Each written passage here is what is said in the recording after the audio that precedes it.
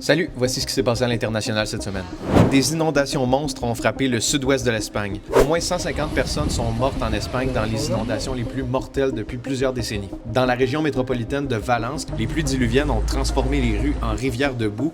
Plus de 400 mm de pluie sont tombés en quelques 4 heures. Ces chutes d'eau subites sont attribuées au réchauffement record de la mer Méditerranée, qui est un résultat des changements climatiques. Au Liban, le gouvernement espère un cessez-le-feu dès que possible avec Israël. Une négociation supervisée par les États-Unis pourrait faire reculer le Hezbollah de la frontière israélo-libanaise. En réponse, les troupes israéliennes devraient se retirer du Liban, alors que de nombreuses frappes pleuvent toujours des deux côtés de la frontière.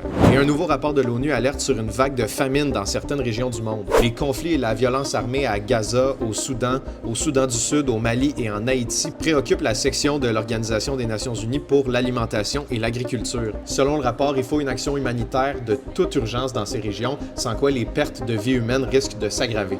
Salut!